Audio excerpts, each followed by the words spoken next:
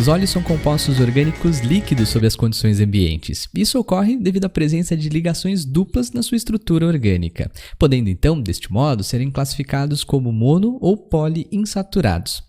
Mas é interessante notar que através de uma reação conhecida como hidrogenação catalítica, que é uma reação de adição de átomos de hidrogênio, esse composto que é líquido pode se transformar num sólido, conhecido como margarina. Bom, bora dar uma olhadinha como são essas tais reações de adição lá da química orgânica. As reações de adição elas podem ser classificadas como sendo a adição de substâncias, ou então de átomos e grupos de átomos, num composto orgânico.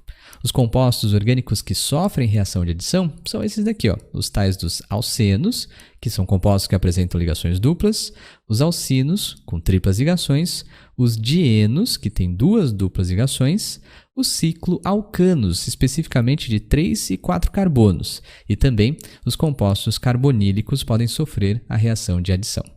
Aqui eu coloquei um composto que tem uma ligação dupla e lembrando que a presença de insaturações leva à formação das tais ligações π. Então aqui nós podemos falar que nós temos uma ligação do tipo sigma e a segunda ligação é uma ligação do tipo π. Lembrando que a ligação do tipo π, energeticamente falando, ela é mais fraca do que é a ligação sigma. É importante notar que nós estamos comparando, neste momento, as energias da ligação sigma, que é uma ligação de interpenetração frontal dos orbitais, com uma ligação π, que é uma aproximação lateral desses orbitais, né? Nós não estamos comparando as energias das ligações simples, duplas e triplas.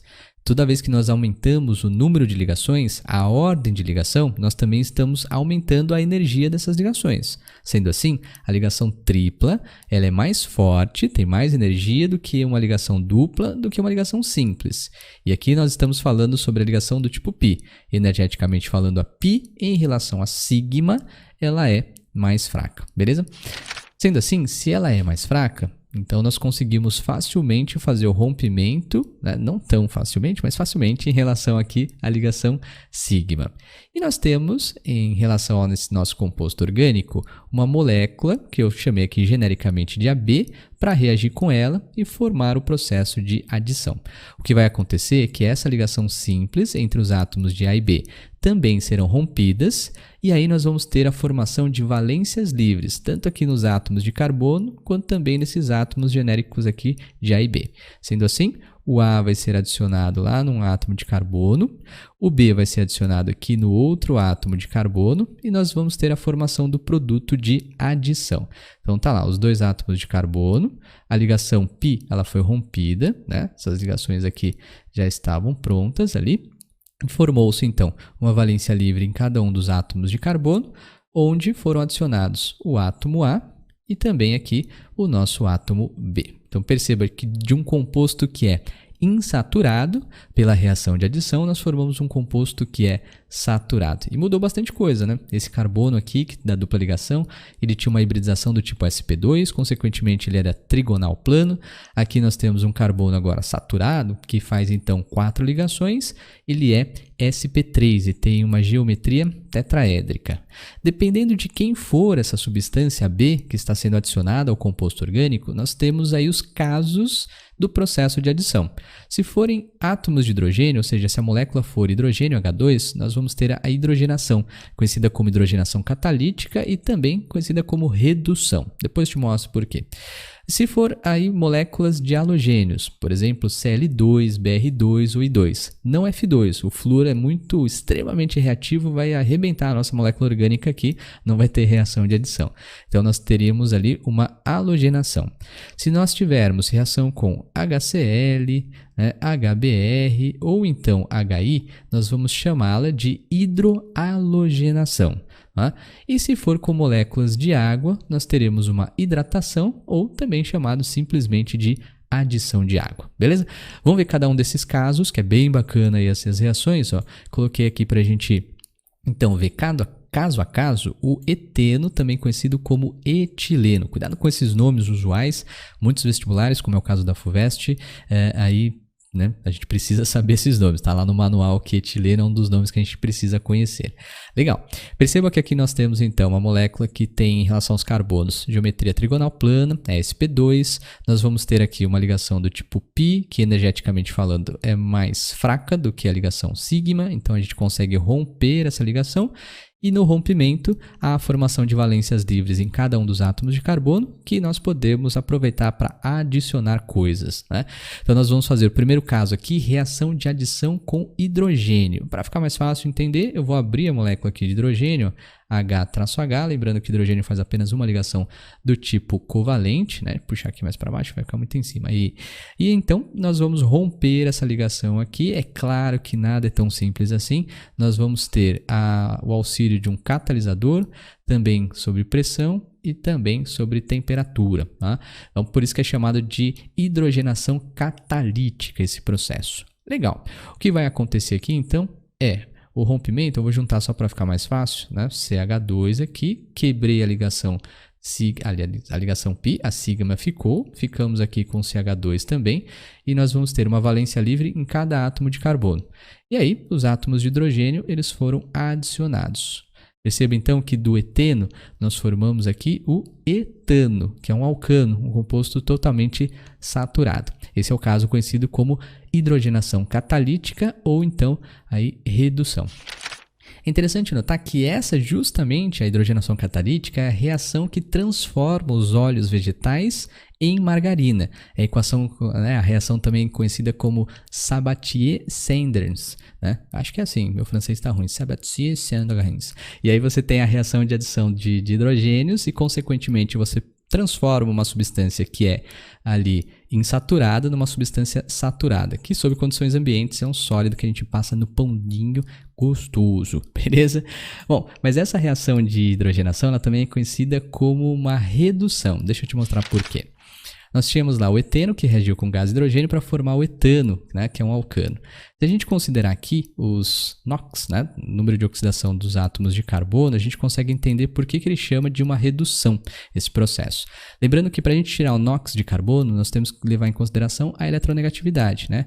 Fui ontem no clube, briguei e saí correndo para agora sim, os hospitais ou hospital metais, né? Lembrando que muitas vezes os autores, né, e os químicos dizem que a eletronegatividade de carbono, fósforo e hidrogênio é aproximadamente a mesma, mas não é exatamente igual. O carbono ganha um pouquinho da eletronegatividade em relação aos dois. Sendo assim, olha lá, se o carbono é mais eletronegativo, faz uma ligação com o hidrogênio, puxa 1, puxa 2, carbono com carbono empata, então esse átomo de carbono está com o número de oxidação menos 2, que é exatamente igual ao carbono do seu lado, porque os dois carbonos são iguais entre si, né? Agora, se nós compararmos estes dois carbonos agora, vamos pensar aí no seu NOx, aí puxa 1, puxa 2, puxa 3, o NOx aqui é menos 3, bem como esse carbono aqui está com o NOx menos 3. Se o NOx está diminuindo, se o NOx está reduzindo, então nós temos um processo de redução, beleza? A hidrogenação pode ser chamada de hidrogenação catalítica, ou se a gente observar do ponto de vista do NOx, nós temos um processo de redução, beleza? Vamos ver mais, ó. Continuando aí com o eteno, ou o etileno, bora ver as reações que a gente pode fazer com ele. Vou fazer aqui uma cloração, vou adicionar átomo de cloro, né, nessa ligação π, também conhecida genericamente como halogenação. Rompeu lá a ligação π, rompeu a ligação entre os átomos de cloro, e aí a gente vai formar, ó, vou juntar todo mundo para ficar mais fácil, CH2 está aqui, né? Ligação simples ficou, CH2 do outro lado, aí a gente vai ter uma valência livre em cada átomo de carbono, entra um cloro de um lado, entre o cloro do outro, aí a gente tem o produto, né, da adição, que é um produto saturado e diclorado, dihalogenado, né? Nós temos dois átomos de halogênio na estrutura. Beleza. Vamos fazer aqui, lembrando que essa reação de halogenação, ela ocorre sob condições ambientes, então a gente não precisa de um catalisador, não precisa mexer muito em pressão e temperatura, bem como na hidrohalogenação aqui, né? Nós podemos aí fazer sob condições ambientes mesmo.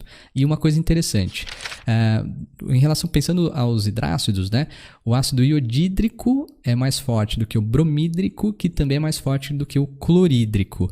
E a reatividade desses hidroalogênios, né, no processo de hidrogelação, na verdade, segue a sequência de força. Então, o HI é mais reativo do que o HBr e também é mais reativo do que o HCl, beleza? Mas eles ocorrem sob condições ambientes. Bora lá. Rompi a ligação π, vou romper a ligação hidrogênio-cloro, então nós vamos ficar com valências livres, ó, CH2, ligação simples aqui, CH2, valência livre no carbono, no outro, e um detalhe importante, HCl, né, pode ser adicionado aqui, e o hidrogênio pode ir em qualquer um dos átomos, bem como o cloro pode ser aí inserido em qualquer um desses dois átomos. Mas por que isso? Porque nós temos os dois átomos aqui exatamente iguais. Ele tem um plano de simetria, digamos assim, né? Esse CH2 é exatamente igual ao CH2 do outro lado. Mais para frente nós vamos ver os alcenos superiores, moléculas que têm aí mais de dois átomos de carbono. E aí a gente vai ver que não é bem assim, a gente não pode colocar em qualquer lugar o hidrogênio e o cloro, beleza?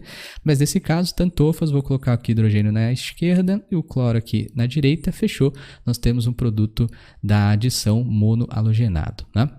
Legal, vamos ver o último caso aqui, aí nós temos uma hidratação, adição de água e a gente vai precisar de um auxílio, uma catálise ácida, então entra um ácido geralmente lá da inorgânica forte, né?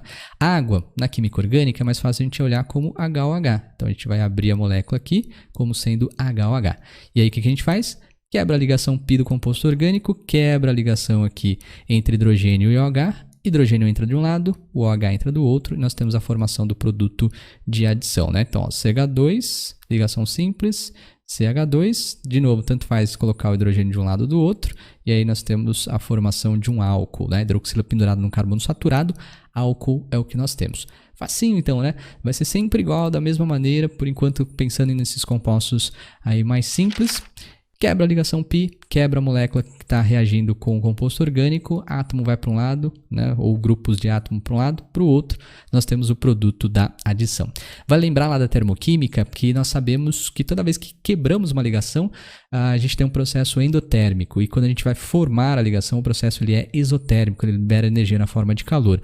E para fazer o ΔH, a gente soma as energias das ligações que foram quebradas, né, processo endotérmico, junto com as ligações que foram formadas, o processo exotérmico, beleza? Vou te mostrar agora que a gente fez reação com, por exemplo, alcenos, mas dá para fazer com alcinos e tem umas coisas bacanas aqui, dá para ver com essas reações.